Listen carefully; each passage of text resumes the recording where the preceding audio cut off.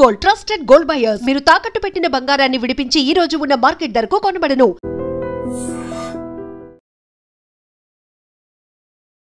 Welcome to IT news. This is Pawan.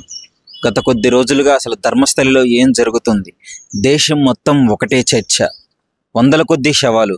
Dharmasthali లాంటి పుణ్యక్షేత్రంలో వందల కొద్ది శవాలు అసలు ఎలా మాయమయ్యాయి? ఎవరు చంపారు? ఇలాంటి ప్రూఫ్లన్నీ ఎవరు తారుమారు చేశారు? దీని వెనకాల ఎవరున్నారు? కర్ణాటక మొత్తం ఇప్పుడు భయాందోళనకు గురవుతుంది. ఒక సెన్సేషనల్ న్యూస్గా మారింది. చాలామంది మహిళా సంఘాలు, మానవ హక్కుల సంఘాలు ఆ రోడ్ల మీదకి వచ్చి ధర్నాలు చేయడం జరుగుతుంది. అసలు వీటన్నిటికీ సౌజన్య కేసుకి సంబంధం ఏంటి? ఎవరు ఇదంతా చేస్తున్నారు? ఒక శానిటరీ వర్కర్ ఇచ్చిన కంప్లైంట్తో రాష్ట్రం మొత్తం ఉట్టుడికిపోతుంది. అసలు వివరాల్లోకి వెళ్తే ఏం జరిగిందంటే, కర్ణాటకలోని ధర్మస్థలి మంజునాథుని దేవునిగా ఆరాధిస్తారు, శివుణ్ణి. అలాంటి ప్రదేశంలో అమ్మాయిలకి వందల కొద్ది అమ్మాయిల శవాలు మిస్ అవ్వడము, అక్కడ చుట్టుపక్కల ప్రదేశంలోనే పాతి పెట్టడము జరిగింది. అసలు ఏంటి దీని వెనకాల ఉన్న కారణం ఏంటి అని వివరాల్లోకి వెళ్తే, గత నెల జూన్ 3వ తారీఖున శానిటరీ వర్కర్ ఒక అతను వచ్చి పోలీస్ స్టేషన్లో కంప్లైంట్ ఇవ్వడం జరిగింది. అసలు ఏమిచ్చాడు ఆయన కంప్లైంట్ అంటే, దాదాపు కొన్ని వందల కొద్ది శవాలు నా చేతులతో నేనే పాతి పెట్టడం జరిగింది అని చెప్పాడు. దీంతో పోలీసు వాళ్ళందరూ షాక్ అయిపోయారు. అసలు ఏం జరిగింది అని మొత్తం ఆరాధిస్తే, ధర్మస్థలిలో ముఖ్యంగా ధర్మస్థలి గురించి ఒక్క మాట చెప్పదలుచుకున్నాను.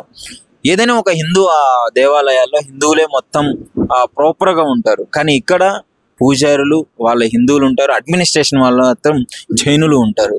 అలాంటిది ఇలాంటి పరిస్థితుల్లో అది ఒక ప్రసిద్ధ పుణ్యక్షేత్రంగా కూడా ఒకటి పుణ్యక్షేత్రాల్లో ఒకటి. అలాంటిది అక్కడ ఉన్న కొంతమంది సూపర్వైజర్లు, పెద్ద పెద్ద బడాబాబులు ఉన్నారని చెప్పేసి ఇతను శానిటరీ వర్కరు 1995లో జాయిన్ అవ్వడం జరిగింది. 98 నుంచి అతనికి ఆ ధర్మస్థలి పక్కనే నేత్ర నది అని ఒకటి ఉంటుంది. ఆ నది ఒడ్డున శవాన్ని తీసుకొచ్చి మాయం చేయమని చెప్పేవాళ్ళు. అతనికి మొదట్లో ఏం అర్థం కాలేదు. అక్కడ పడ్డ శవమేమో కదా అని చెప్పి ఆ మహిళల శవాలు ఇవన్నీ తీసుకొస్తుంటే, సరే అక్కడ చనిపోయిన నదికి కొట్టుకొని వచ్చిన శవాలు కొంచెం గుర్తు తెలియని శవాలు అయ్యి ఉండొచ్చు అని ఇతడు మంచి ఉద్దేశంతోనే పాతి పెట్టడం జరిగింది. ఎక్కువగా రిపీట్ అవ్వడము, కొన్ని బాడీలకైతే, మహిళల శవాలకైతే బట్టలు ఉండకపోవడము, ఒళ్ళంతా తీవ్ర గాయాలు ఉండడము, ముఖం అంతా యాసిడ్తో పోసి ఉండడము. ఇంకా దారుణమైన విషయం ఏంటంటే, చిన్న పిల్లలు కూడా, స్కూల్ యూనిఫామ్ వేసుకొని వచ్చిన పిల్లలను కూడా గొంతు కోసి అలాంటి గుర్తులున్న బాడీని తీసుకురావడంతో ఈ శానిటరీ వర్కర్కి డౌట్ వచ్చింది. నేను ఇలాంటివి ఏవి చెయ్యను, నాకు ప్రాపర్గా ప్రూఫ్స్ ఉంటేనే నేను ఇవన్నీ చేయగలను, నాకు ఏదైనా బాడీకి సంబంధించిన ప్రూఫ్స్ కావాలి అని అడిగినప్పుడు అతన్ని కూడా బెదిరించడం జరిగింది. ఇంతకుముందు నీ ప్లేస్లో ఇంకొకళ్ళు ఇలా ఉన్నారు, ఇప్పుడు ఆయన ప్లేస్లో నువ్వు వచ్చావు, నీకు కూడా ఆయనకి గట్టిన పతే గట్టుంది, ఖచ్చితంగా ఆయన ప్లేస్లో నువ్వు ఉంటావు, చచ్చిపోతావు ఆయనలాగే నువ్వు కూడా అని చెప్పేసి ఈయన బెదిరించి తీవ్రంగా కొట్టి వదిలేయడం జరిగింది. సో వదిలేసిన తర్వాత ఇతను భయపడి పాపం అదే ప్లేస్లో ఉండి అక్కడి నుంచి దాదాపు ఇలాంటి కంటిన్యూ చేస్తూనే ఉన్నాడు. ఎందుకంటే వాళ్ళ ఫ్యామిలీని చంపేస్తారని బెదిరించడంతో అతడు ఈ పనిని 2014 వరకు చేయడం జరిగింది. ఎన్నో వందల శవాలు. అసలు దీని వెనకాల ఎవరున్నారు? ఆ ధర్మస్థలిలో అంత స్టేట్ని కంట్రోల్ చేసే అంత గొప్ప వ్యక్తి ఎవరు, అంత పవర్ ఉన్న వ్యక్తి ఎవరు తెలుసుకోవాలి. ఇంకా కేసు వివరాలు అయితే బయటికి రాలేదు. కానీ ఇప్పుడు జరుగుతుంది ఏంటంటే, ఈ విధంగా అతన్ని బెదిరించి, అంటే 100 శవాలకు పైగా చనిపోతే పోలీసు వాళ్ళు ఒక్కదానికి కూడా ప్రూఫ్ లేదు, ఇంతవరకు ఒక్కరిని కూడా అరెస్ట్ చేయలేదు. 20 సంవత్సరాల నుంచి ఏం చేస్తున్నారు ఈ గవర్నమెంట్? సో ఇదే క్వశ్చన్ ప్రతి ఒక్కరు అడగడం జరుగుతుంది. మానవ హక్కుల సంఘాలు, అదే మహిళా సంఘాలు ముఖ్యంగా.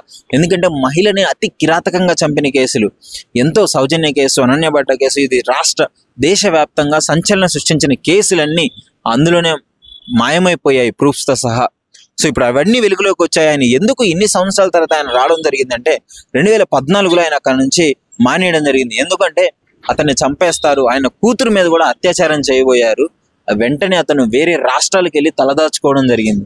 అతనికి నైట్ నిద్రలు పట్టేవి కాదంటారు. ఇంతమంది శవాలు నా చేతుల మీదుగా పూడ్చాను, వాళ్ళకి న్యాయం జరగాలి, ఆ కుటుంబాలకి న్యాయం జరగాలి, అట్లీస్ట్ నాకు ఈ అపరాధ భావం నేను తొలగించుకోవాలి, నేను పోలీసుల వాళ్ళకి వెళ్ళాలి అని చెప్పేసి విత్ ప్రూఫ్స్తో, అంటే అతనికి ఎంత ధైర్యం ఉందో అనుకోండి. ఒక దేశవ్యాప్తంగా సంచలనం సృష్టించిన కేసు ఇది. అన్నిటికీ ఆయన ఎక్కడైతే శవాన్ని పాత పెట్టాడో ఆ శవం దగ్గరికి వెళ్ళి ఆ స్కెల్టన్ మొత్తం తీసుకొని ఆ బ్యాగ్లో వేసుకొని పోలీస్ స్టేషన్కి ఆయన కంటే ముందు పనిచేసిన ఆ శానిటరీ వర్కర్ ఎవరైతే ఉన్నారో అతని ఐడి ప్రూఫ్స్తో సహా తీసుకెళ్ళి ప్రాపర్గా నాకు రక్షణ కల్పించాలి ప్లీజ్, ఎందుకంటే ఇది దేశవ్యాప్తంగా సంచలనం సృష్టించిన కేసు కాబట్టి నాకు డెఫినెట్లీ రక్షణ ఉండాలి, నా గురించి ఏ వివరాలు బయట పెట్టొద్దు, అదేవిధంగా దీన్ని ఎవరు చేపించారు ఏంటి అనేది నేను మొత్తం ప్రూఫ్స్ బయట పెడతాను, నాకు ధైర్యంగా ఉండాలి అని చెప్పేసి గవర్నమెంట్ని అడగడం జరిగింది. సో దీనికి కూడా గవర్నమెంట్ జూన్ 3వ తారీఖుని కంప్లైంట్ ఇస్తే మొన్నటి వరకు కూడా ఆయన గోప్యంగా ఉంచి మొత్తం వివరాలన్నీ సేకరించారు. సో ఇప్పుడైతే ఇన్వెస్టిగేషన్ జరుగుతుంది. మరి ధర్మస్థలిలో ఆ 100 శవాలకి ఎవరైతే కారణమో వాళ్ళు బయటకు వస్తారా?